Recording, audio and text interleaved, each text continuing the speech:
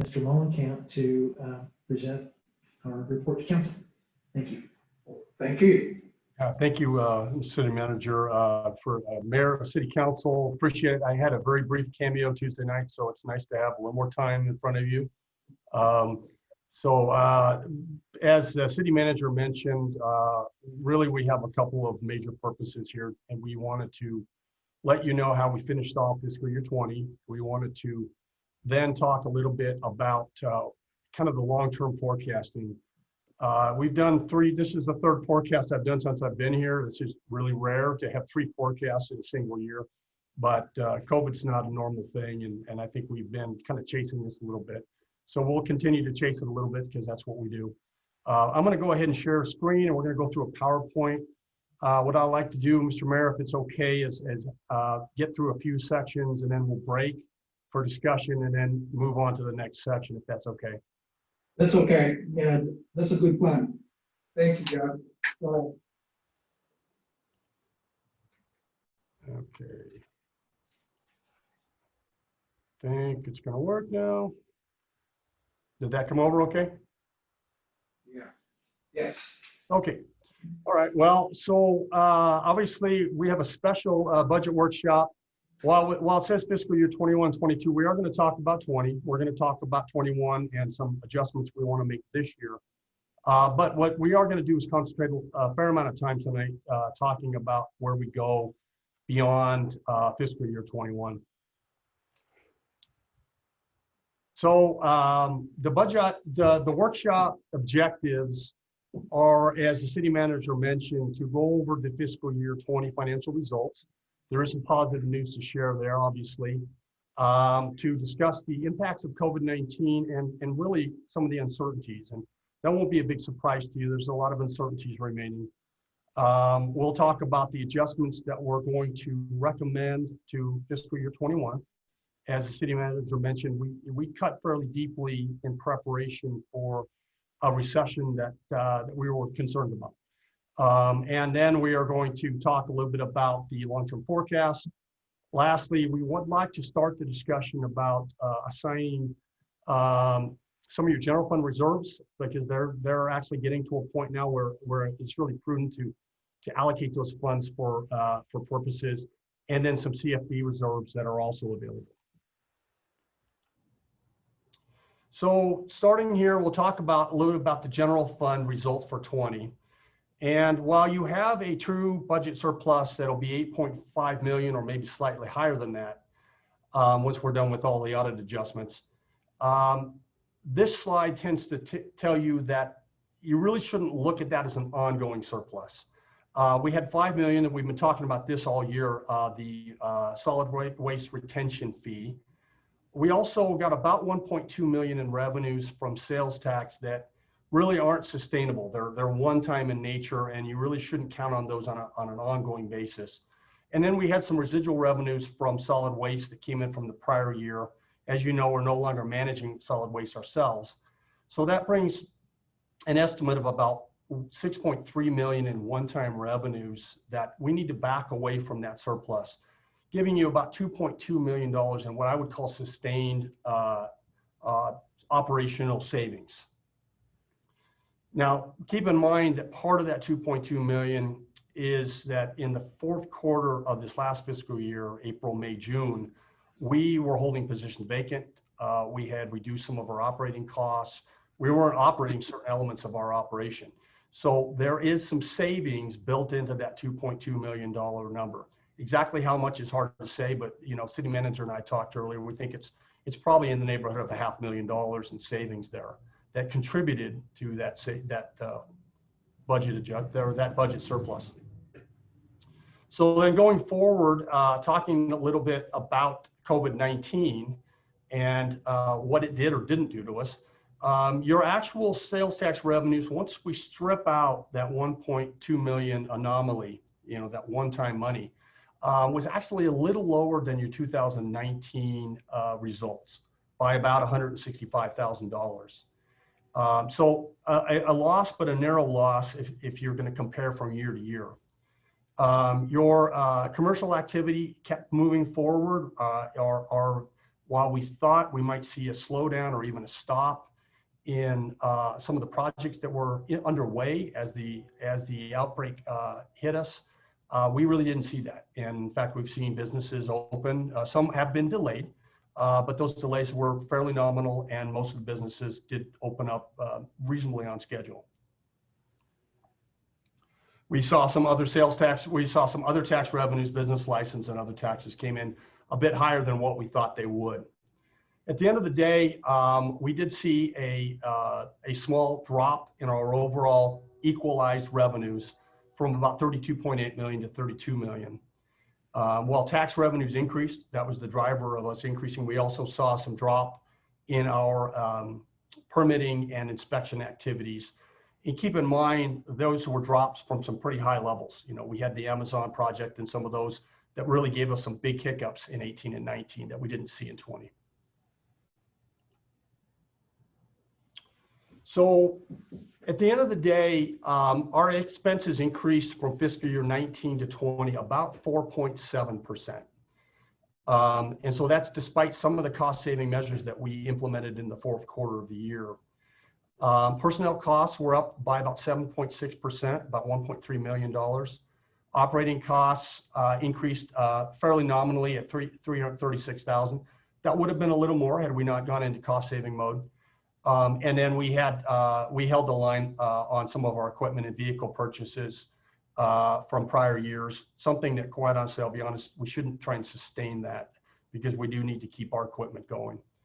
And then lastly, we are down from where, on a comparable basis, where we were in fiscal year 19. When we eliminate some of the anomalies in 19, I showed you the anomalies we eliminated in 20. We're actually down a bit from an operational standpoint from 19 to 20. So I'll stop there for a moment and then we'll move into the wastewater budget, but I'll stop and find out if there's any questions or discussion with regard to how we kind of ended up the general fund for fiscal year 20. Council? I think Jeff, not in here. Go ahead. Okay, we'll keep going then. So now I'm going to round out talking about fiscal year 20. We're talking about the wastewater fund. So we finished better. This is a little bit of a learning lesson for me. I saw the revenues earlier on coming in a little lower than I thought they were going to. I should have trusted. City manager was telling me all along we're going to be fine, Jeff. But this is my learning, my year to learn.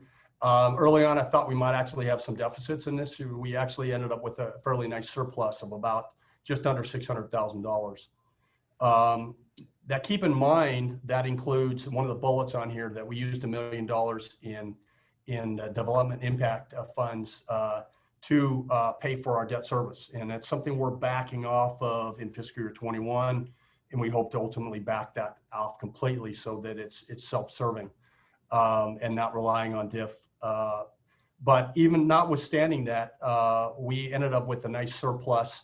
Our operating costs on both personnel and on the operating side were a little lower than budget. We did have some unforeseen capital maintenance projects that we had talked about during the course of the year. And some of those projects have actually been capitalized or will be with this audit. But at the end of the day, a very nice result for wastewater.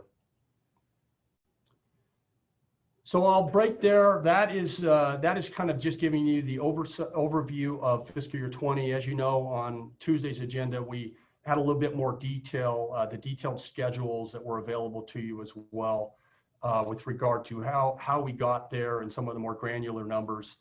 I'm happy to answer any questions on either one of those or to dive into talking about COVID-19. You got Councilor White, please. Jeff, can you go back just one slide? All right. I'm just watching the diff funds utilized, is that a duplicate? I'm sorry, go ahead. Those last two diff funds utilized, those are duplicates? It is, yeah. It's that's a duplicate. Thank you. Okay. It wasn't 2 million, it was just 1 million. So. Thank you. No problem. Thank you.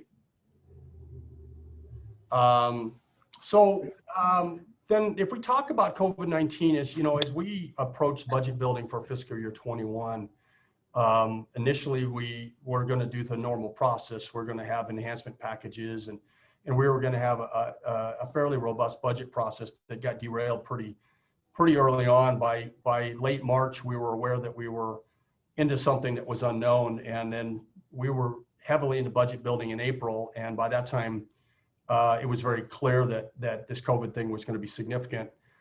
And so we went from budget building to budget cutting fairly rapidly.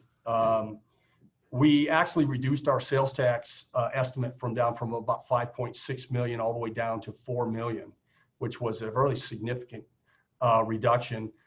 And a lot of that was just, we were really uncertain as to what shape this was going to take.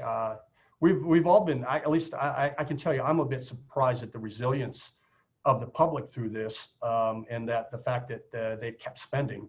But I think part of the thing we've learned is that they buy a lot of staples, and in fairness, some people were hoarding staples, staple projects, and we have businesses that really deliver that. Walmart's, your Home Depots, things of that nature, that deliver those types of products, and we had we had some good successes. Our TOT revenues did take a hit, and as we expected, hotels were actually closed down for periods of time and then operating at limited periods. We saw a nice kick-up in our business license revenues. Stop it. Sounds like we have some noise.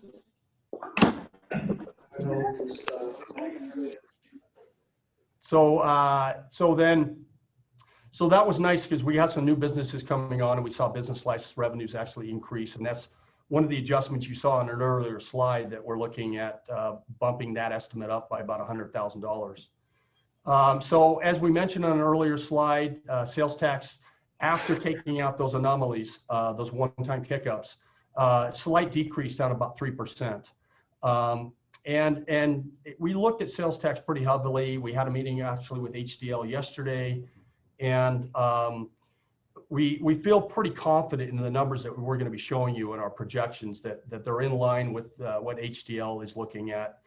And so I feel good that I know that we cut very, very dramatically in sales tax, but now we're very comfortable bumping those numbers up a bit. So moving forward, talking about the uncertainty. So this is the challenge that we have, is we know we've done better than we thought, and you want to think that we're out of the woods, but I think there's so much unknowns here that while we're going to recommend in a little bit that you loosen up the purse strings a little bit because we have some needs, that we also keep one eye on the unknowns. And this slide tends to identify some of those unknowns, whether there's going to be yet another wave of close downs, what is going to be the responses at the state level and the county level, and then, really what's going to happen at the national level. There's so much uncertainty. One of the things that the city manager and I've talked a lot about, that we both are concerned about, is how much of the resilience we've seen over the last 4 or 5 months is due to federal stimulus packages and moratoriums on evictions and things of that nature. And if and when those things subside, what will happen to consumer behavior and their spending patterns? I think it's a big unknown. You can look, there's a lot of economists out there that are calling it different ways, and some of that gets a little bit political, but I do think it's prudent for us to still keep one eye on the second half of this fiscal year, and not to loosen up too much until we really know where we're at. So with that, if there's a desire for a more deep discussion with regard to COVID-19, its impacts to date, or what we see coming forward, I'd be happy to try and address that, or we'll have a roundtable conversation of some sort. If not, I'll move forward. Okay. Go ahead, Joe. Okay. So, and we'll have time to circle back on all of this. Question? Yeah. Yeah, Jeff, on slide 7, you were indicating that business licenses were up. Look, I think the bottom line revenue increase. So, and I know that we've seen new businesses, but have you noticed any existing businesses that have closed? You know, I don't have that information in front of me, Mr. Lara. I'll have to get it. I'm certain that we have had some, but I don't have the stats in front of me. I'd have to get that. Okay. Thank you very much. You bet. Yeah, may I follow up on that? Hold on, Jeff. Council White has a follow-up question. So sort of to build on what Mike brought up, as we move forward and businesses are longer and longer under lockdown, we're going to lose, I would assume we're going to lose more and more businesses permanently.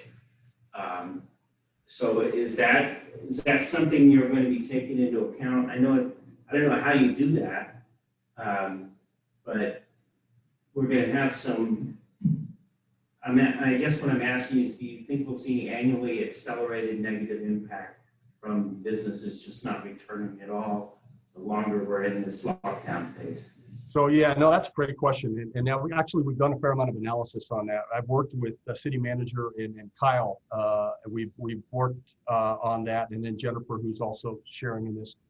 We looked at our businesses, all of the businesses, and we put them into one of three categories: high risk, medium risk, and low risk, with regard to their ability to withstand a long-term shutdown or slowdown. And we do have a number of businesses that fall into that high-risk category that we're watching. Some actually, quite honestly, have been closed for some period of time and may not make it. I don't know the details on that, but I'm going to circle back to Mike Lara's and get those details as much as I can. The good news for us is that most of the revenues that we get, the largest share of revenues we get, are in the low risk or medium risk businesses. There really are the big box stores and things of that nature. So while it's really hugely unfortunate for those individual businesses, it's not a huge dent in our bottom line. It will have an impact, and it certainly doesn't help. But I don't think, we're talking about maybe 4, 5, 6% of our overall revenues are subject, sales tax revenues are subject to that level of risk. So while it's a factor, it's not a massive factor in our forecast. Very good, Jeff. Hold on. Todd wants to add some comments. Go ahead. And so those high-risk businesses represent probably about 25% of our entire business membership in the community thus far. And so it does, as Mr. Holmkamp had suggested, represent about 10% or so of our existing retail revenue stream. So it will be felt. What we're concerned about is if there is a sustained event, that's where that uncertainty will drive us. So where our mid-tier challenged businesses come into play is where we really begin to see it. Yeah, that the city manager is exactly right. The risk, if we have a sustained slowdown or shutdown that continues into next spring and for a long period of time, we could see some of those middle tier businesses actually decide to start closing up shops, and that's a risk. Some of those actually are significant contributors to our sales tax. Jeff? Thank you. Go ahead, Councilor Jeff? Go ahead. Mayor, may I ask a question? Yes, go ahead. Okay, all right, just wanted to make sure. Jeff, when you talked to HGL, did they give you any input on the county pool, whether they expect to see a trend on the county pool and how much that might change? Yeah, absolutely. We talked about that quite a bit. We got a big bump up in the county pool for the last quarter of the fiscal year. They're expecting that bump to continue into the third quarter of the calendar year, which is, the July to September time period. And so that we're expecting, we haven't seen those numbers yet, but once we get those numbers, we're expecting the county pool to continue to be robust. they're not expecting the significant growth we've been seeing, the 20 to 30% type of growth, but they are expecting that growth to maintain at a double-digit clip. And so it is part of what has given us a big boost in this last fiscal year. That last quarter, some of the sales, online sales were robust and even eclipsed, the Christmas season type numbers. Well, I'm glad you brought up Christmas because at the end of the year, many of the retail establishments, actually, that's the only time they make their money. They often run in the red before the holiday season.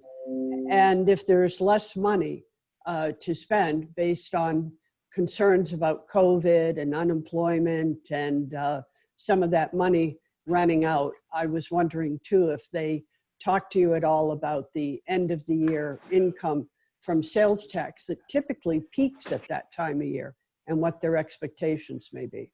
They're right now, HDL, we talked to them throughout this process quite a bit. A lot of cities did.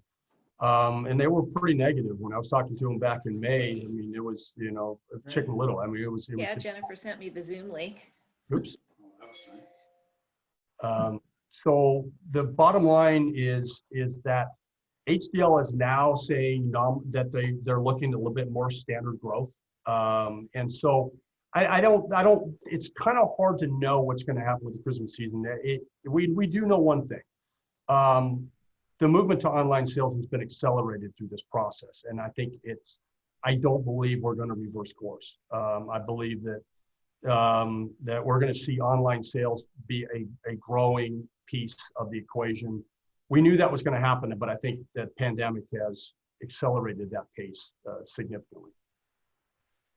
All right, thank you. Okay. Go ahead, Jeff. Proceed. So we're going to start talking about the financial forecast. And as I said, this is the third one in a year, which is very unusual, but we've been in pretty unusual times. The last one we did was back in April, and it was as the pandemic was unfolding, and there was really a tremendous amount of fear and uncertainty at that point in time. We've now are like 7 months later, and so we've got, we're 6, 7 months later, we've had a chance to kind of all digest this a little bit, and we've seen the fiscal year 20 numbers, we've seen the early results from 21, and it gives us a chance to kind of reassess. And in doing so, we've decided to, look at this in a couple different contexts. So you'll see that we decided to give you a couple different options. So when you consider the forecast, we've been through this is the third time, so I don't need to spend too much time with this, but clearly I can tell you one thing for sure, my forecasts are going to be wrong. Either one, whether you take the recession or the non-recession, neither one's going to be accurate. They're going to be off to varying degrees, and that's the nature of forecasts. And as you go out into the forecast horizon several years, the chance of being wrong grow because there's so much uncertainty. There's things that you just don't expect. I looked at some earlier forecasts that were done several years ago, and there's significant deltas from reality. That's just the nature of it. Having said that, it still has value, and I don't want to diminish it and say, well, just throw it out because it's not going to be accurate. It still helps you to paint a picture of likely scenarios, and that's what we have. So, the reason I think it's important, and we've talked about this, is that you're going to make decisions this year as we go into the next budget. All these financial decisions, some of them are going to be one-time in nature, but many of them are going to be ongoing. And ongoing decisions, ongoing funding decisions, they have long-term implications. So it's important to understand the context of that.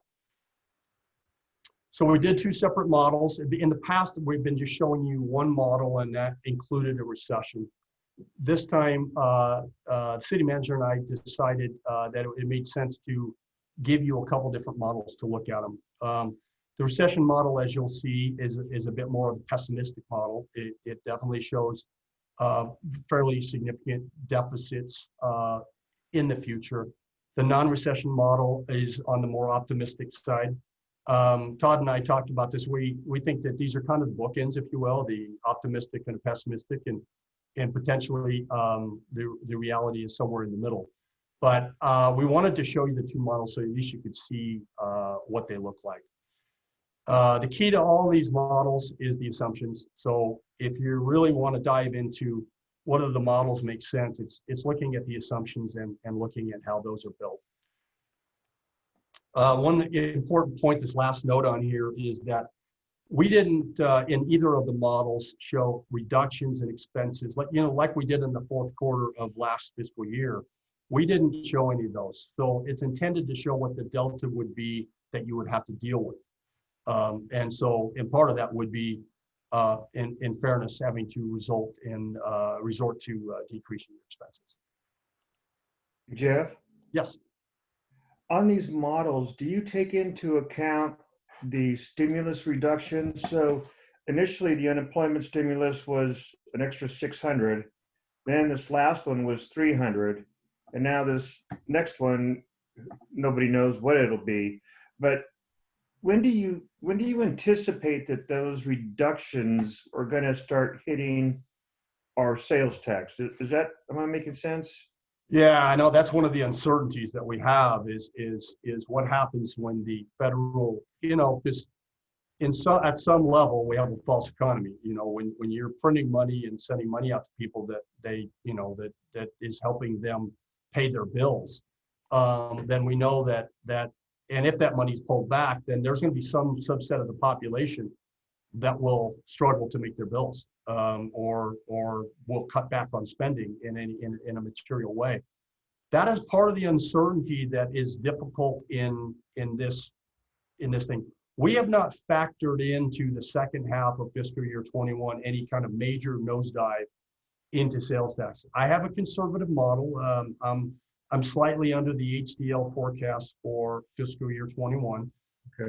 but just a little under that forecast. So we're a little less conservative than we had been in maybe the earlier model. Having said that, right now our businesses are showing the wherewithal to continue pretty well. At least the larger subsection of businesses that really make up most of our revenues.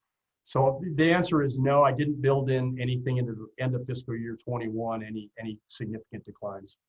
Okay. And then, we also have the rent protection that's going away too, right? So I think that may have another impact, but we don't even know what that will do either, correct? Yeah, no, that's a real risk. I was just reading some information today that if that moratorium goes away, and there's a risk on both sides. There's a risk to landlords, and there's a risk to homeowners. But yeah, I think that there's a certain group of people that are thinking that we could have some housing challenges starting as early as calendar year 21. In our model, we didn't build in any significant housing challenges until 23. Keep in mind that housing numbers are about a year in arrears. So if we were to have challenges that manifested themselves in our valuations going down next year, those wouldn't be seen until the following year. Okay. So there's always a little bit of a lag. So when you see that we've got a recession hitting sales tax in 23 and property tax in 24, and I'll be walking through those models, that's projecting that not this recession continuing, but a new recession that is a little bit more of your traditional recession that's dealing with inflation pressures, dealing with liquidity issues, the things we haven't seen so far in this one. Okay. Thank you for that clarification. You bet. So this is just a very snapshot of the assumptions that are used. There's more detail in your packet that provides the more detailed assumptions that make this up. This is the revenue side of the equation. And as you can see, the recession model is a little bit more on the pessimistic side. It has your forecast average at about 3.1% for revenues, which is a little bit low historically than we've been. And then your non-recession model at about 4.3%, which is probably in line with some of your historical growth. keep in mind that as we move through the forecast, we talk about it. City manager, I've talked a lot about growth patterns and things, and we are expecting some reduction in the growth patterns. You know, it to not be quite the robust growth that we've seen over the last 10 years. We think that'll back off somewhat, especially in the housing sector. And we'll get to a slide on that, and I'll let city manager speak to that more directly.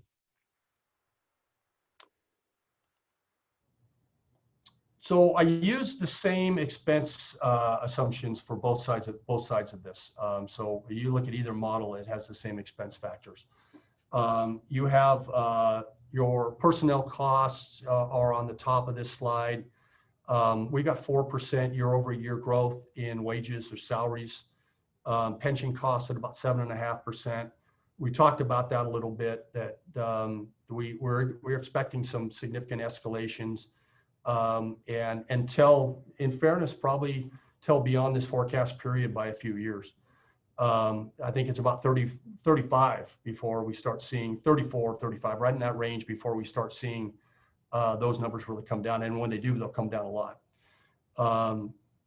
But just to keep on pensions for one moment, we're still paying off a pretty big liability, and that's what makes up a lot of that number. And once that liability is paid off, then it gets back to normal costs, and it'll be, you know, essentially half of that number.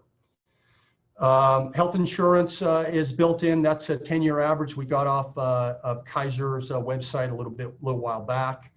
And then your other personnel costs, which includes workers' comp and things of that nature. Then on the operating side, contractual services at 5%. You'll see in the materials that 5%, you'd think that's a little high. It's above CPI. We do have almost half of our contractual services is made up in our fire services contract, which has some fairly significant escalators built into that. And so that's one of the things that bumps this number up a bit. Otherwise, I would have had it more like 3.5%, 4%.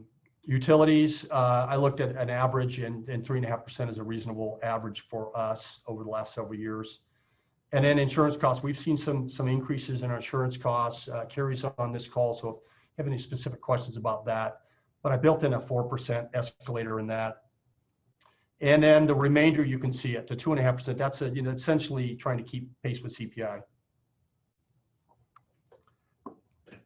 And your overall growth is about 4.8%. If I go back to the previous slide, you can see that even on your, I think what I would consider the more optimistic model, you're at about 4.3%. And you can see that there is a small delta that creates a little bit of a drop in your surpluses and then ultimately some deficits as we get into the models.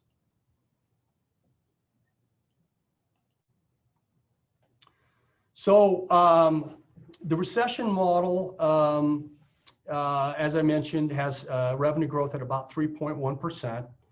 And so you see that your expenses growing at about 4.8%. Now, keep in mind that that baseline doesn't include new positions and doesn't include your costs that we believe would be necessary to sustain, good operations.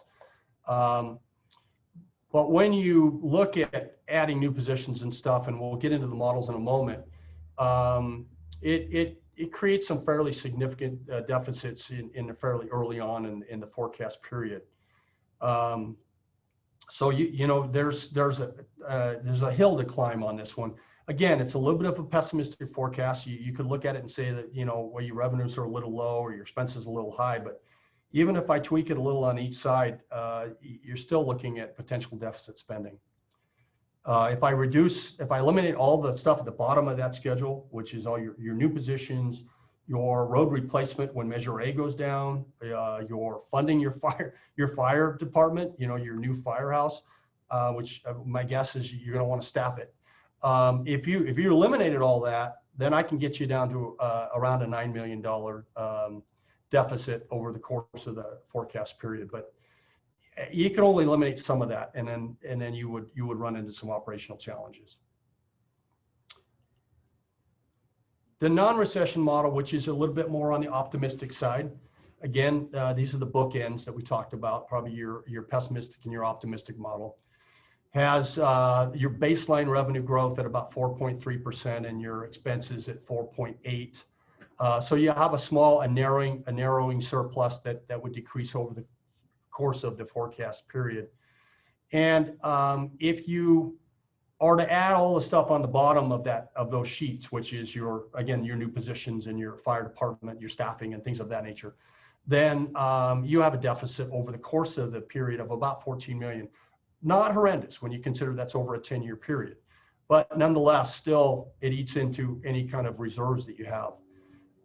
If you didn't do that, if you said status quo, we're not adding positions, we're not doing anything other than maintaining what we have and at or below current levels, then you'd actually have a surplus over the course of the period. This is, in my opinion, your best case scenario that you know, if things went well for you. And now, when I say best case scenario, if you're going to bring in businesses like Amazon every other year, and you know, you can really have that kind of robust, meaningful growth in your commercial sector, then the numbers could be even better than these.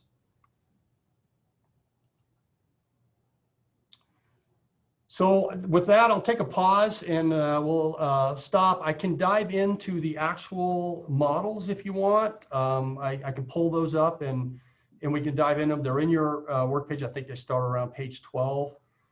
If there's any specific questions, I don't know how much time you want to spend on those.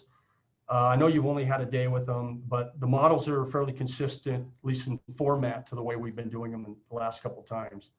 So I think, Mr. Mayor, I'll pause there and we can either dive into the models or I can answer questions based on the summary here. Council, any questions? You have one? Okay. Go ahead, Councilor Julio Martinez. Yeah, just a couple. I had a question back on slide 5, but no one saw my hand. Quick question on the personnel cost back then. You showed a 7.6 increase in personnel costs. Is that due to the fact that we're doing a lot of in-house now? So we've got rid of some of the consultants that had more personnel, or is there another reason for that? Added positions, perhaps? You do have some new positions that are in that. So that's not just you know, wages for existing staff. That includes some new positions. We added IT positions. We added some positions in public works. So we have added a few positions too. Okay, and is it due to the consultant leveling off, where we did a lot of in-house now as well? That's correct. I remember talking about that, and I just wanted to verify that. My next question is for the 42 million deficit. That's over the course of the model, correct? The whole thing. Is there an average per year that brings us up to that 42? Or I was going to wait to see if we went over the numbers, but Yeah, no, there actually is. I mean, the recession model. Oops. Can you guys see that? Not sure if that's on your screen or not. Yeah, it's on the screen. Okay. All right. Good. So the recession model. This is your. Actually, I've got the wrong model up here. I apologize. Let me pull up and make sure I have the right one.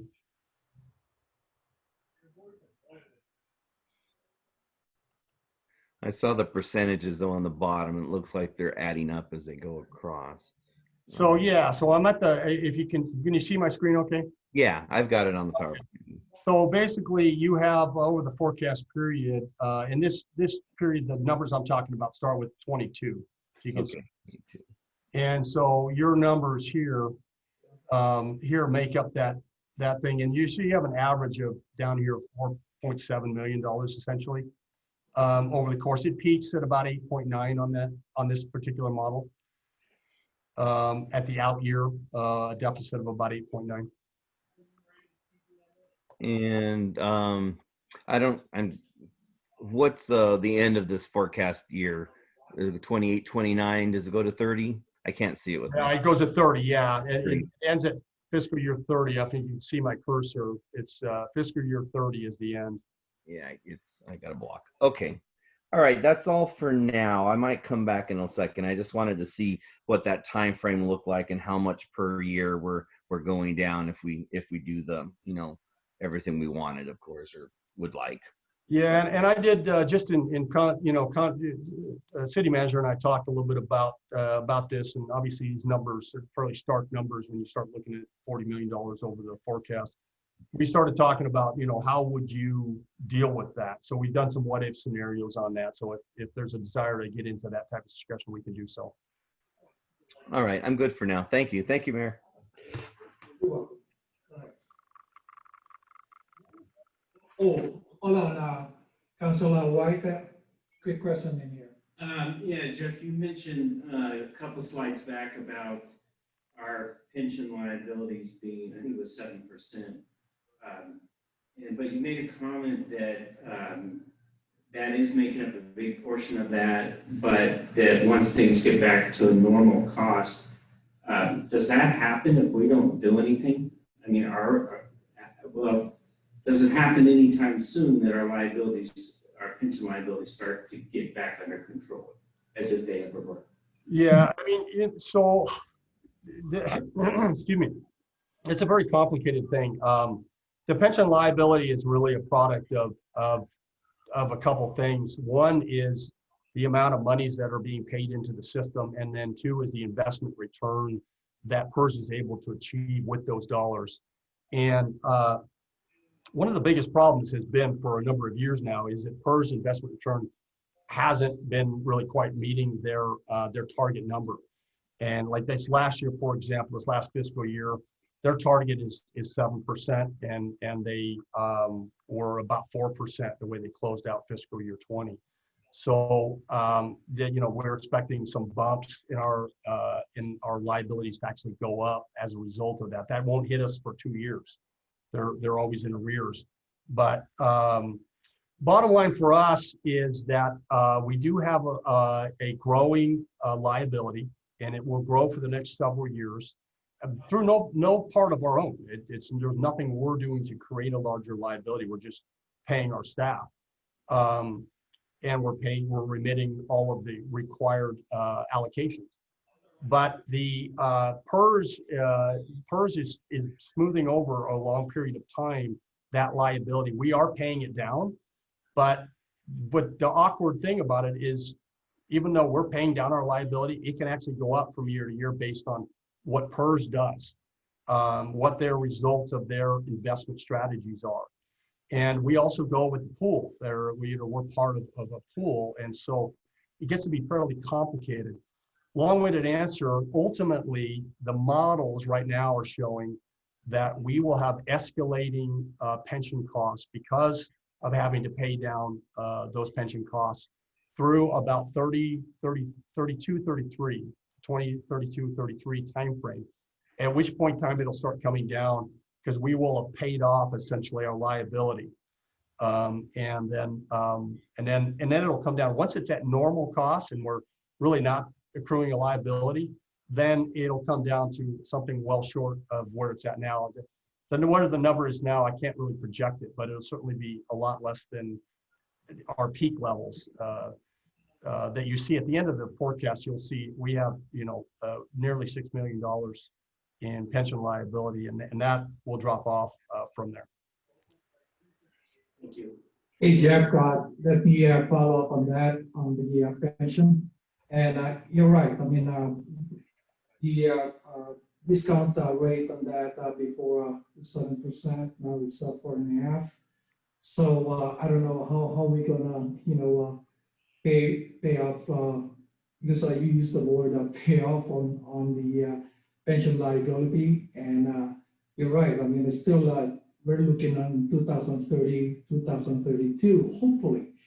But the bond market right now is even the Fed right now reserve, that is zero right now. So that's the thing that I'm concerned. When we do hire employees, we have to use probably your 7% is low.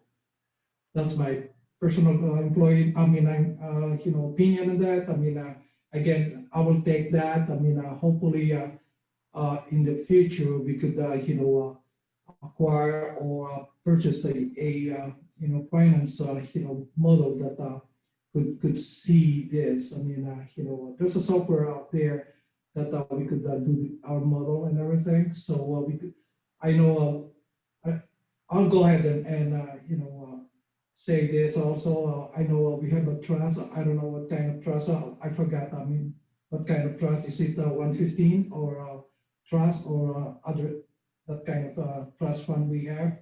We put 2 million in there, and I didn't see on the model, but that would be nice if we do that on a yearly basis. That would be a nice forecast. That's why I'm talking about the probably we could acquire a software that we could zero down the that kind of liability. So our employees will be taken care of. Go ahead, But I was gonna say, remember that the state establishes what our unfunded liability matches are. So they establish that threshold. They then submit to us what the funding contributions need to be as a portion of payroll that goes in to address that. And that's all based on their formulaic expressions and their mandates that they get out of Sacramento.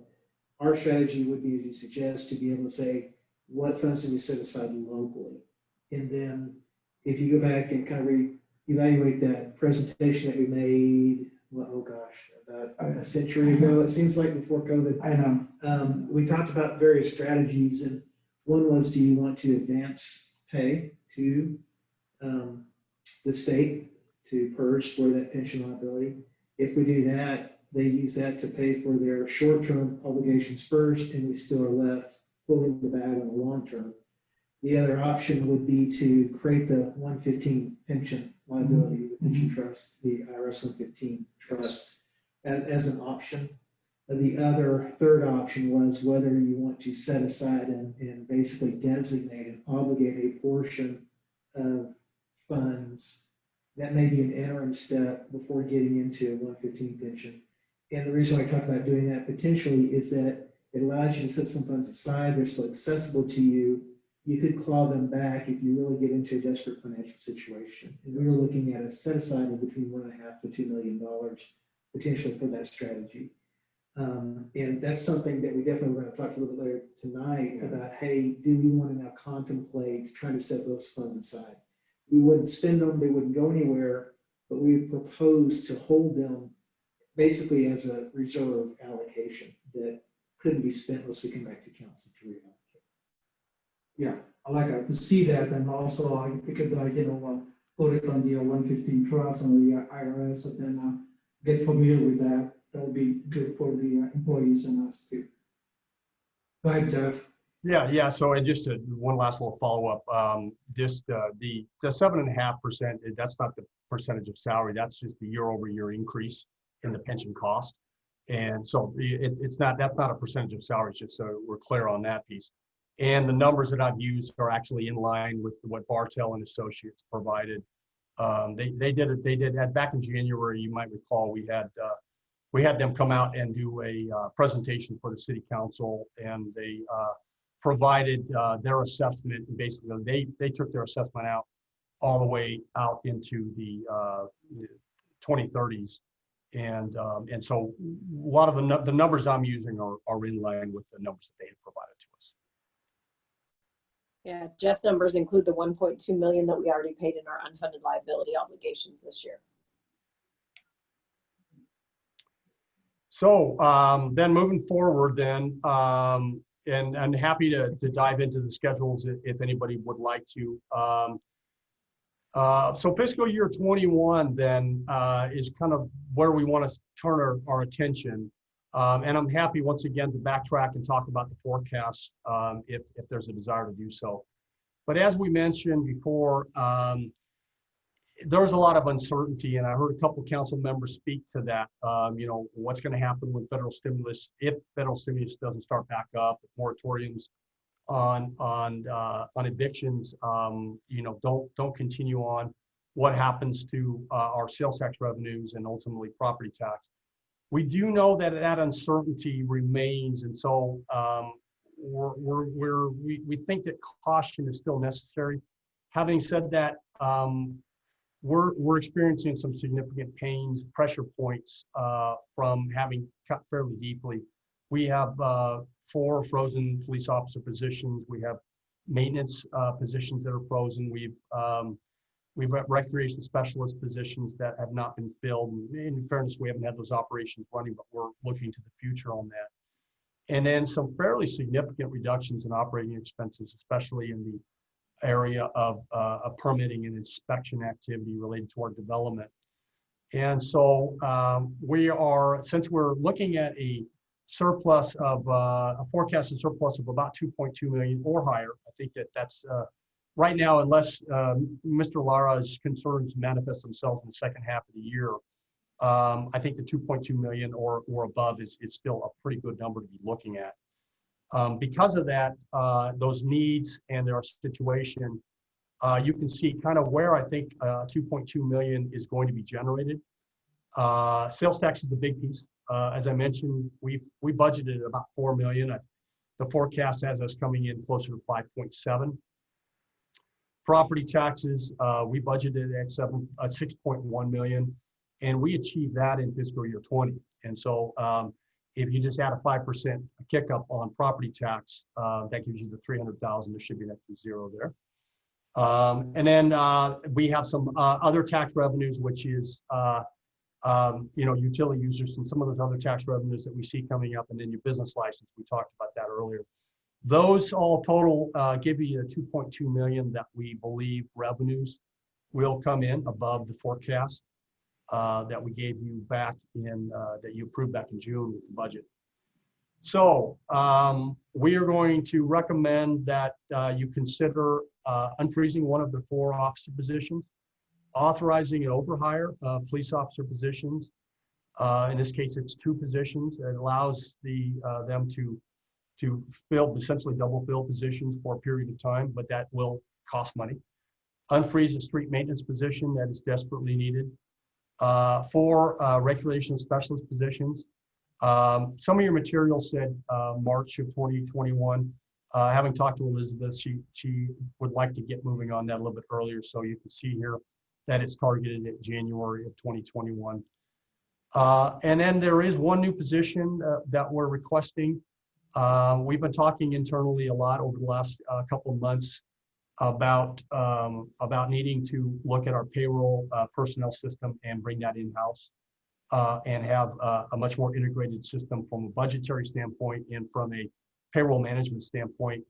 And so but in doing so, we will need some depth in our team to be able to support that. And so we have asked or will be asking for a position to support bringing payroll in-house. There are some cost savings on the other side, on the contract side, that we'll talk about in a little bit. And then there's some targeted add backs in the non-personnel side. And these are areas that we identified some real needs in, because we really haven't seen the permitting activity and some of the development activity decrease too much. The housing forecast has certainly come down somewhat, but some of our commercial activity is still continuing at a fairly robust pace as well. And Christine's on this if you need to have any questions about that piece.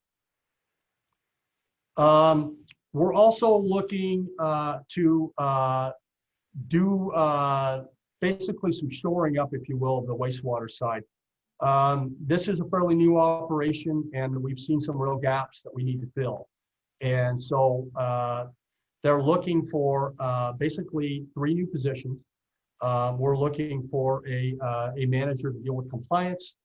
We're looking for a couple of people to deal with the collection system. This is your lift stations and your brine line, and basically the things that feed into the plant. And so there's a need for some contract services.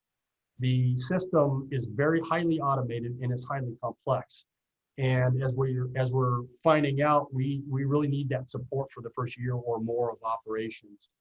And so we will be, since we're looking at a surplus of, we're estimating 300,000 to 400,000, we'll be looking for these 3 positions to come online along with your contract costs.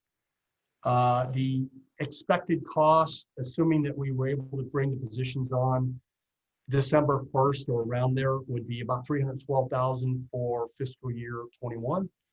And then a full year cost going forward in 22 of about $460,000. And so it does push the budget a bit, but quite honestly, it's fairly critical to be able to maintain your new system. And I think Christine would say that the risks of not doing this outweigh the financial risks of actually doing it. And moving forward to 22, but I'll stop there, pause, and see if there's questions with regard to the proposals that will be coming forward to you next month. Go ahead, Council. Go ahead, Mayor Pro Tem Mike Lara, and then there'll be next will be Council Martinez. Jeff, can you do me a favor on slide 18? We're looking at unfreezing 1 of 4 police officer positions, and then on the next line, authorize overhire of 2 police officer positions. Why would I'm not understanding that? So, because it looks like we could just say, okay, we'll unfreeze 3 police officer positions, right? Yeah, I think that the concept there is that I think it's really, Mr. Lara, I think it's really getting to your uncertainty that you highlighted about what's going to happen in the rest of 21 and some of those uncertainties with regard to COVID itself and the continuing challenges. If we do an overhire, we have the ability to kind of pull back on that overhire. You know what I mean? Whereas if we hire a permanent position, it's a little harder to trim back. And so if you do an overhire, you can kind of just let that vacancy kind of do your attrition for you. I mean, it's just a tool that you use to basically keep staffed up. Really, it could be looked at the other way. You could say, let's hire 3 people and not do the overhire. This just gives you a little bit more flexibility, if you will. What is an overhire? Is that just budgeting for an additional position? I don't double filling an existing position. I'm sorry, one more time? Yeah, it would be basically double filling an existing position. It's things that we do on a temporary basis when we have an outgoing manager, for example. We'll have but this allows it to be on a more continual basis. Almost like a shadow position in a sense. Yeah, it's not adding a position, it's just double filling an existing position. Okay, I So understand. really, you're right, your logic is not wrong. It's just the one's a little bit more permanent, if you will, the other one's a little bit more flexible. Okay, I understand that. And then we're looking at add backs of building inspectors and plan checkers. Would we not be, is that in addition to using contract consultants for that? We cut way back, we cut very deeply on both the inspection staff and the permitting plan checking staff. Okay. The contract dollars, I should say. We cut way back. I mean, it was significant level of cuts. And so this is adding back in contract dollars. They're overwhelmed. They're not able to keep pace with the workload. Okay. So in the future, if you can modify that anytime that, because to me that looks like we're going to add permanent positions, not contract positions. So if you could just in parentheses contract. Yeah, will do, absolutely. Okay. Yeah, no, this is contract dollars, and the positive news on that is that we recover a significant majority of those dollars through billings. So. Okay, and then I'm sorry. Last question is on property tax revenues. You had mentioned something on my last question that I heard just recently is on property tax revenue. You won't see foreclosures for a year, right? So the impact or effect on property tax revenues is basically delayed. Yeah, typically, the big risk is that you start seeing foreclosures, and we start seeing ultimately it causes a price decline, and you'll ultimately start losing valuation in the marketplace. The foreclosures themselves are not really, a huge problem. It could be a problem for CFP collections, but the foreclosures are a bit more of the fact that it's a precursor to a valuation issue and seeing your value of your overall market decline. And typically, we're about a year in arrears from the time that valuation concern takes place until the time that it hits our revenues. Okay, thank you very much, Jeff. That's all I have, Mayor. Very good, thank you. Council Martinez, then will be Council Carroll. Go ahead. My first question had to do with the overhire that Mayor Pro Tem Lara asked. So just one more thing on that. So is it technically like a temporary position when these people are hired? They know that it's not it could maybe not last long, or is it a temporary position, or I'm still not quite grasping the idea behind it. Yeah, it really isn't necessarily a temporary position, because it's kind of hard to hire people under those kind of terms. Right, of course. What it does is it just gives you the flexibility that when you have like another position come vacant, you can then just slide that person into the existing position, and then you can eliminate your overhire, so we have more financial difficulties. It's just kind of a process more than anything else.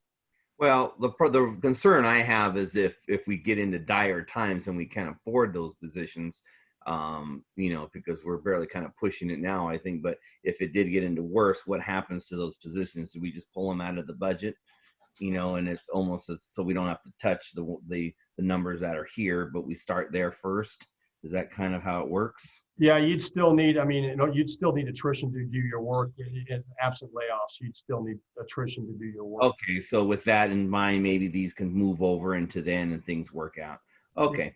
The concept is, we have people, and I think that you're probably on this. We have at any given point in time, we have people that are, on workers' comp or medical leave of some sort, or for some reason aren't able in the field, and this is trying to beef up the level of the force that's available to do the work.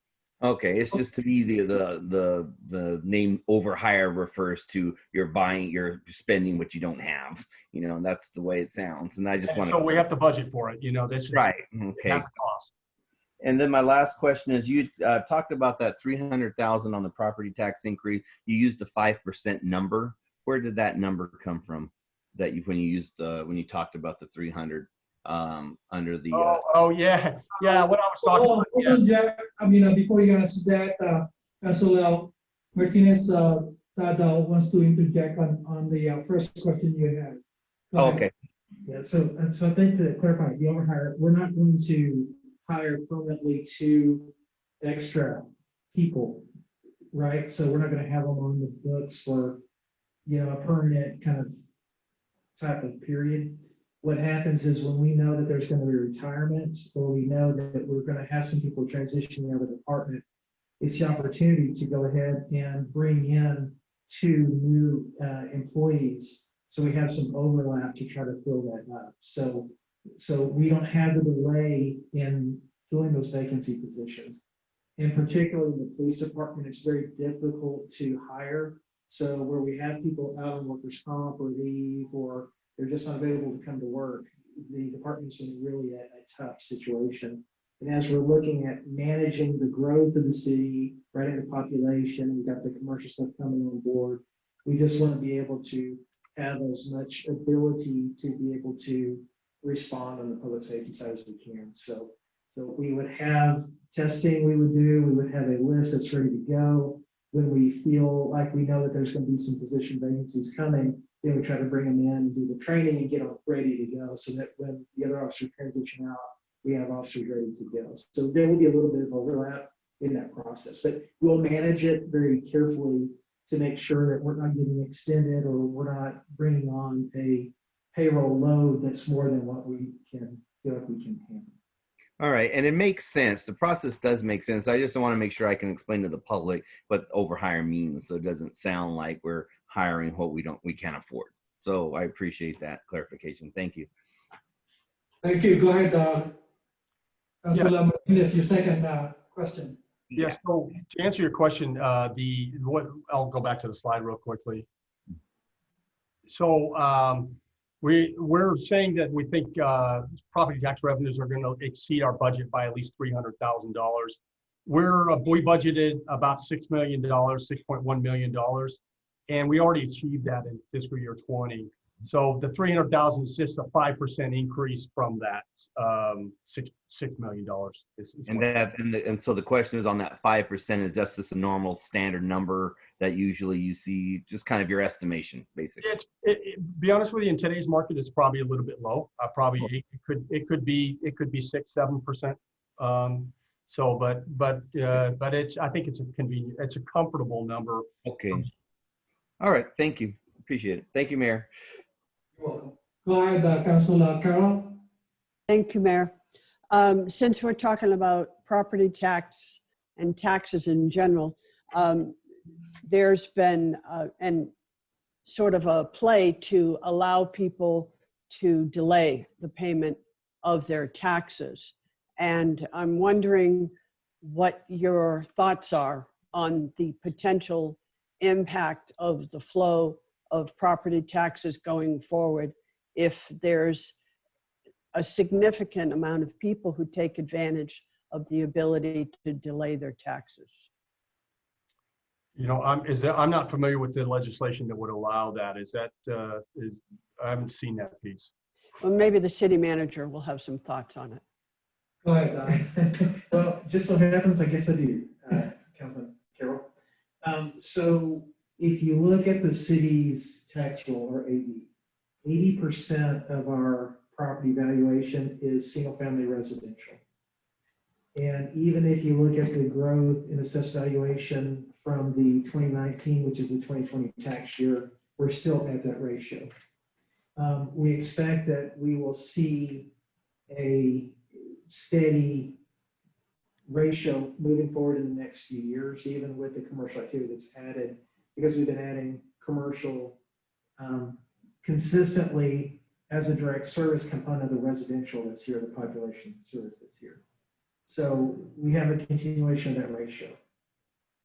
So if you look at our experience in 2009, 2010, 2012, when Prop 8 and Prop 12 went into effect, and the AV on the tax roll was adjusted downward based on the actual market pressures, the city lost about 25 to 30% of its property tax revenue in that cycle. And that's because single-family residential is such a large portion of our tax base.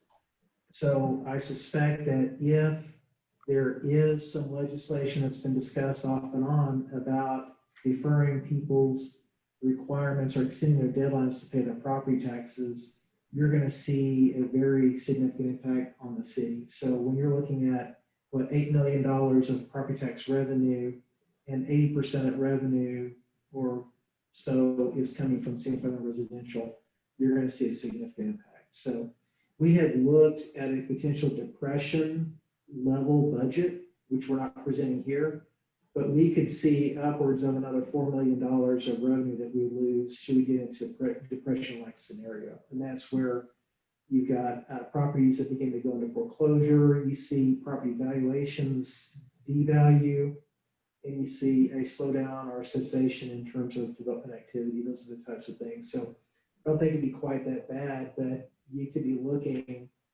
at a fairly significant impact of at least probably several $1 million. Oh, thank you. Thank you. That's it. Yeah, no, I mean, I would just echo that the city is much more reliant on property-related revenues than it is on sales tax. I think I mentioned that once or twice before. So, yeah, if there was any significant disruption in our property tax-related revenues, then that would be a bigger issue for the city, for sure. Is there any other questions on the potential add backs or budgetary adjustments? Very good. Go ahead and proceed. Okay. Moving forward, talking about 22 and beyond. So we've just come through some pretty good years, operational returns, and ending with fiscal year 20, we do see in the forecast and in what we're looking at 21 and 22 to also be good years, barring some of the uncertainties that we've talked about, which could certainly create challenges in the near term. But assuming that things steady and we see things get a little bit more back to normalcy, it looks like 21 and 22 will be fairly good years. We're really in a good position because we have good resources, and we have a good structural balance to the city's finances. And so we're in an early position to be able to make some good decisions that would help us move forward. Some of the challenges that we see are the ones I've been talking about. I don't need to get into them too much detail. We do have Measure A funds that are set to decline because of our agreement, our settlement agreement. We have the construction of the new fire facility that is going to happen very soon, and we'll need to staff that by fiscal year 2023, and that's in your models. And then we have what's not easy to see, but it's definitely a real thing, is an aging city infrastructure, including the city facilities and buildings, and it will require continued investment both on a preventative maintenance level and then obviously ultimately on a replacement level. And then one of the things that's near and dear to me is the need to continually invest in our information technology. We've recently had a vendor that was subject to a hack, and we've seen it around us, and so it's really important that we be diligent and not cut any corners with regard to information technology. So these are some of the things that require continued investment, and probably larger investment, in fairness, than we've been making in the past. Hey, Jeff. Yeah. I have a quick comment back from Todd in here. Hold on. So I think one thing that is important to note, and it's a trend that we've been observing for a couple of years now, and we've talked a couple of times here about the development activity that we have in the city. So over the last 3 years, we've been seeing a steady decline with regard to new single-family residential construction activity. So for example, in calendar year 2018, we saw over 700 new single-family permits pulled. In 2019, we saw about 513 pulled. We're on pace this year to hit 250 new single-family permits pulled. That's critical, again, because of the nature and the type of economy that we have. So when we're looking at the commercial activity that we're seeing today, it's really the conclusion of commercial projects that came on board really late last year that are moving forward, such as this marketplace downtown, the San Gorgonio Village, also you look at a medical office building complex that's Sundance Corporate Center, that's at 8th and Holland Springs. So we do have interest in other commercial properties around the community, but we are seeing that slowdown. And we did and have forecast that into our population housing forecast numbers. So unfortunately, we're on track with that forecast that we presented. And that's one of the first things we'll do with council as we get to the formal budget preparation process. But that is a trend that we're seeing, and that is something that we're factoring into our financial modeling as well. So I think that's not too surprising considering the fact that we have competition. So we've got our neighboring cities, which are now enjoying some nice residential development activity. So we'll see some effect of that at our local level with regard to maybe supporting and expanding some of the base for existing retail. But we are seeing that trend. So it'll affect us with regard to our permit activity, our permit revenues, those other streams that are there, which is why we're looking at contracting some of those things out. So we know those are going to dry up over time. We can then reduce our contracts and our contract costs. There's a revenue offset for those contracting fees that we do when we're doing those building review, plan review, and building inspection services. But that is a significant trend that we are seeing, and we are forecasting into our budgets and into our thinking here as we're looking at our 10-year planning. So thank you, Jeff. Very good. Thank you. No, And I just would just follow up and say that the forecast you have does reflect that reduced growth in property taxes and going forward, because we are seeing a little bit more of a stabilized growth pattern. So going forward then, if it's okay, we'll talk about one-time funds. And one of the things that just the council, we're going to ask the council to consider is an allocation of the one-time funds. Your reserve balance is estimated to be, for general fund, is estimated to be about 18.5 million at the end of fiscal year 20. I do want to hold off just a little longer to get the audit in here to make sure that those are solid numbers. Most of that is already existing dollars, but we have, as you know, some one-time funds that have come in.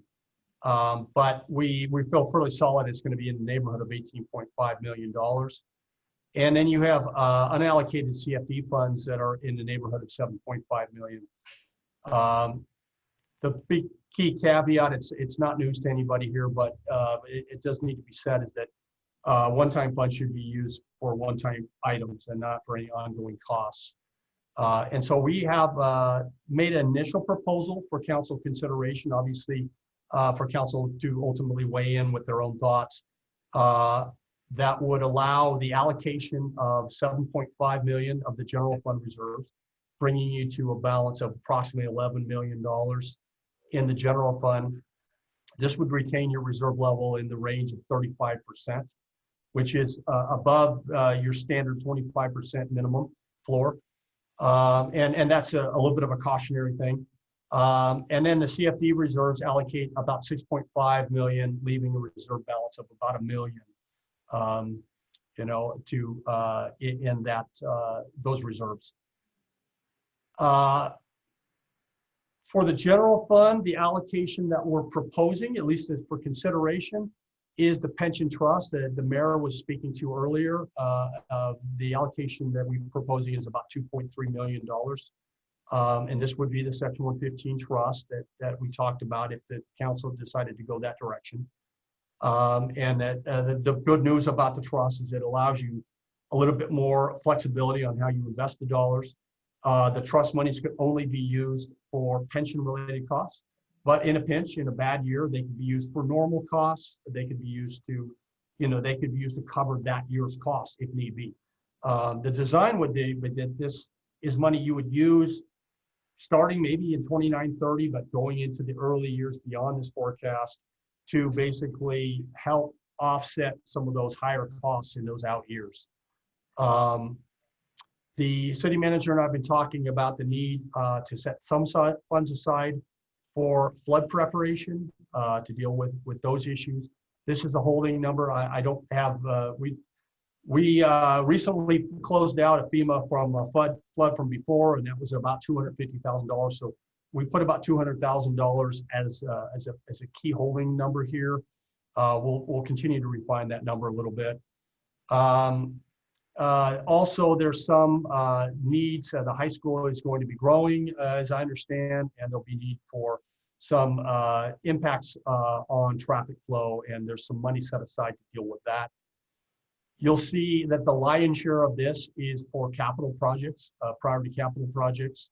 Would be the idea is that that the public works team would come back with proposals, and this would be an allocation of to some of your CIP projects that on a going forward basis. And then there is conceptually an idea of being able to set some funds aside to provide a one-time pay for employees that doesn't have ongoing cost implications. One of the things I always get nervous about is raises that are above and beyond what we can sustain on an ongoing basis, because if you look at those, they continue to compile over the years of your forecast. So this identifies some money potentially to set aside for a one-time payout to employees, because the city has done pretty well. When I move on to looking at the CFD one-time fund allocation, it's a little bit of a different model here. We've been talking since I arrived about the need to get a little bit more consistency in our investment in vehicles and equipment and IT replacement funds.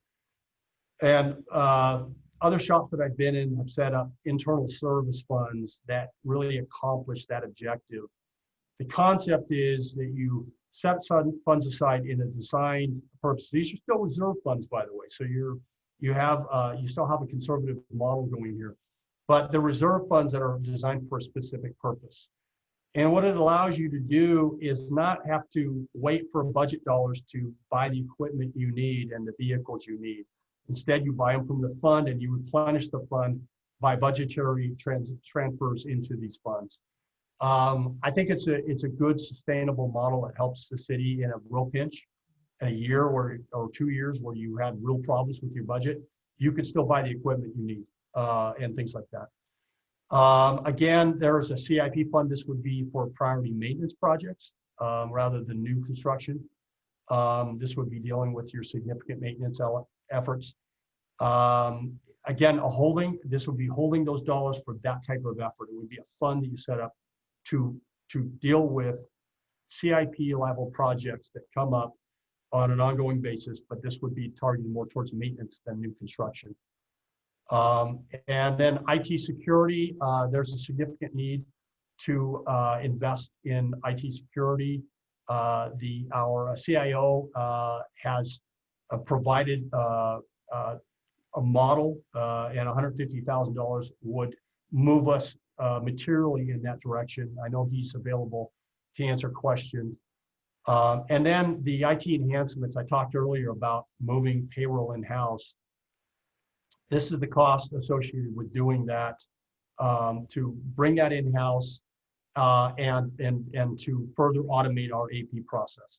And so this is that one-time cost that you need to pay.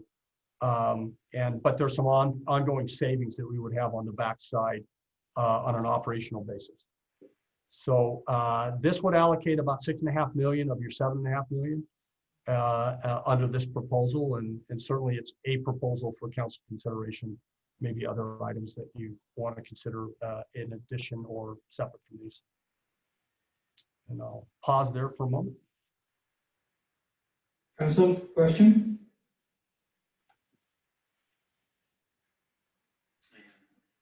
Okay, got one in here. Go ahead, Council White. So Jeff, when you talk about, I understand where one-time funds, you don't want to be spending them on something that is going to require additional funds in the future. Can you use one-time funds to pay off something such as our Measure A obligations that we have to pay to WRCOG on an annual basis? Is that a good use of one-time funds, because it would then increase our the ability to start getting back our full Measure A little bit sooner? You know, I'd have to look at that. I mean, one-time funds essentially are that there's not an ongoing commitment. To the extent that the allocation is essentially one time and then you're done with that, it may well qualify. I'd have to look at it specifically, but it sounds like the way you've described it, it might. And then the other question I have, when you talk about the CIP, you mentioned that in both of the allocations of the funds. I think in the second one you mentioned maintenance. The CIP allocation of the funds could be used just to start hammering out some of those items on our CIP, right? Yeah, I mean, the reason I'm highlighting maintenance projects here is this is coming from, you know, your CFE funds that, you know, are coming in. It's not the bond proceeds or the infrastructure funds. This is kind of more your service level funds. So it really should be used for ongoing city operations. At least that's my personal take on it. City manager may have some different thoughts. And I had a thought on that. You know, I think it would be great to use that to develop, to work forward towards our downtown development projects, but I think we refer back to the CIP list, and wherever that project lays in the CIP, that's where we're going to get to it, right? Yes, sir. That's correct. Okay. And one thing I would say, just I know we've seen it, but when we're talking about the general fund reserve, remember out of that 18 million, 8 million is from one-time revenue. So there's, you know, again, 8 million that came from two sources that went to that point. So the actual revenue generation that we've seen and developed through operations cuts and some additional revenues above budget represent the other 10 million. Go ahead, Council. Oh, I just want to finish. I would like to see, when we get to the next level of the budget analysis, what would the impact be if we started paying out Measure A earlier? If that'll have a long-term effect, it'll outweigh the fact that we're giving up other things in the short term. So that's it. okay. Thank you. Council Martinez. Yeah, so we all know this, but the public's sick and tired of Pennsylvania. We really got to get this thing going. Is there anything in here that we can do to that project that will help spur up the speed of the project? It's very hard for me to talk to the public about putting money in other places when something like that is such a thorn in our side.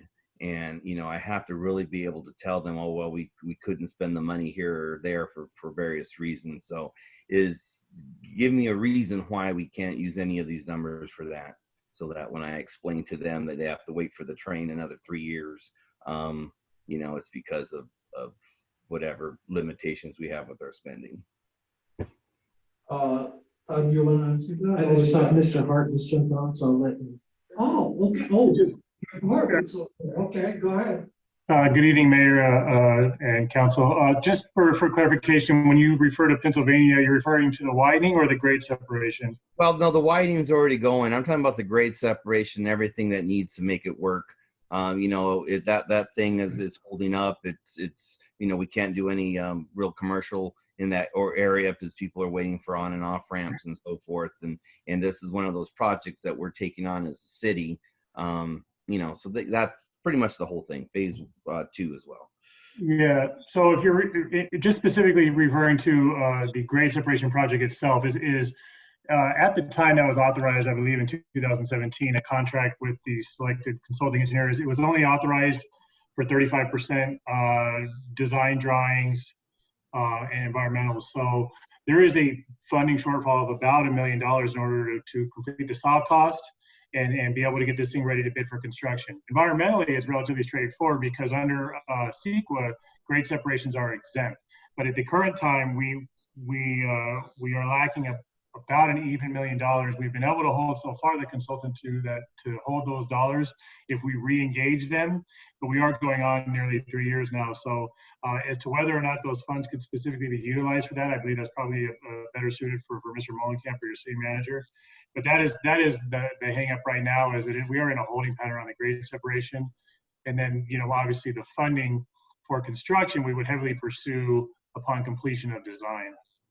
All right, and that shortfall is exactly what I'm kind of referring to. I understand, of course, the construction project itself is a big number, and we have to find other sources for that. I understand that, but these shortfalls that pop up that put us in this hold pattern, those are the things I'm looking to try to get going, so that we have things ready when we need it, rather than waiting and waiting and waiting. Because the project is such a big project as it is.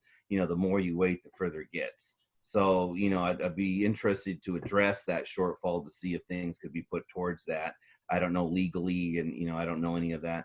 That's why I'm asking staff for recommendations or suggestions. So I'll just weigh in just briefly. On slide 25, you can see that there's the recommendation is about 4.2 million to be addressed, a priority capital project. I think that would be council discretion. This is general fund. You can allocate it where you'd like to. And so if that was one of the priority projects, then clearly it could be that 4.2 million portion of it could be allocated to that. Certainly. All right, and that was a part of the question. If it's a possible, then council can discuss. If it's not possible for whatever reason, then that was another story. So the council has full discretion on the allocation of the general fund. Okay, thank you for that. Thank you, Mayor. Okay. Go ahead, Jeff. Okay, so that concludes really the presentation. I'm willing to go back to anything. I know we've been going for quite a while. But just this last slide talks a little bit about where we go from here.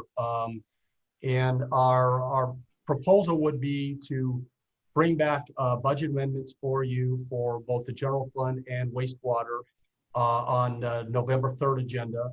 It would be the items that we've identified here.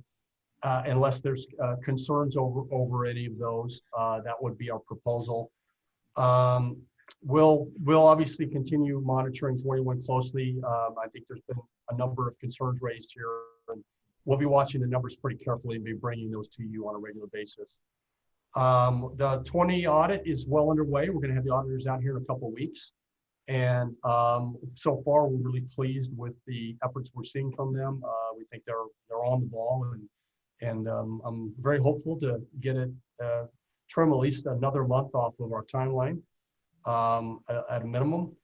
And then what we'd like to also do then is, once we get the primary audit results done, and that should be done by certainly by the end of November, we should have a pretty good handle on our final numbers. What we'd like to do is bring a package to you on an allocation of one-time funds in early December.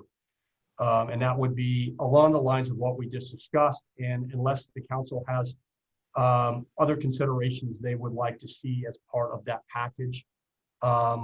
If it was going to priority CIP projects, then the council would ultimately weigh in on what those priority CIP projects were at a later date when the CIP was brought before you. But it would be allocating funds for specific purposes. Then lastly, we're not that far away from fiscal year 22 because in January of next year, we'll be starting the whole process over again. And good news is it keeps me in the job because coming. So that's good. I think that's my last page, unless Todd slid one and he did not. So I thought there might be a sneak slide in at the end there that I didn't expect. In any event, that's the conclusion of my presentation. I'm happy to go back or talk about anything in more detail. Very good, Jeff. Oh, got a quick hand in there. Mayor Pro Tem Mike Lara, go ahead. Thank you, Mayor. Just a quick question. I just want to make sure I heard that right. Did you say that you were looking to trim another month off the audit, or was that something that I misunderstand that? Well, my goal, last year we brought it in February to you. My goal is to bring it in January to you. So it'll be the time frame that I deliver the audit to you. So wow. Well, that's the goal right now. And I think Lisa's on this call, and she may be shaking her fist at me, but that's what I'm shooting for. Okay. Well, that's great to hear, Jeff. Thank you so much. Yeah, that's good. Just to follow up on that, Jeff, are we closing the book probably by now on the fiscal year 2020, right, Jeff? Yeah, the auditors will be out here doing their field work the third week in October, and then that will be the end of the year field work. Right now, they're pouring over the trial balance, and we're already making some adjustments and working with them on that. So I do feel like by the time we get to Thanksgiving, we should have a trial balance that's pretty well set, and I'll be comfortable proposing telling you how much general fund we have available. Yeah, that'll be wonderful. I mean, I'll do some journal entries and like to see that. Todd, do you have a quick question or something? Yeah, I was just going to say, I tried to get the black switches uploaded. Easy. Presentation couldn't make it happen. So, I'm sorry, Mr. Lawrence. That's because They're hard to find.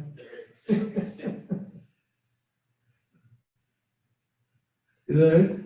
I mean, okay, if there's no other questions or anything, I mean, I need a motion. Oh, Jeff, great job. That was some good presentations. Great job. Thank you.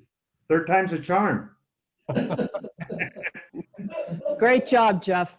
I told you I'm going to be wrong. It's just how far off I am. Jeff, this was much better than your last presentation. Well, you step up. Nice Tough work, audience. Jeff. Tough audience. That's good. Thank you, Council. Oh, need a motion. Is this to receive and file? I don't know. Or is Yeah, I think No, so. it's in here, recommended action. A motion to adjourn? He's really jumping right now. If not, let's go ahead and adjourn. And at 7:14. Good job, guys. Thank you. Thank you all. Thanks all. Thank you. Thank you.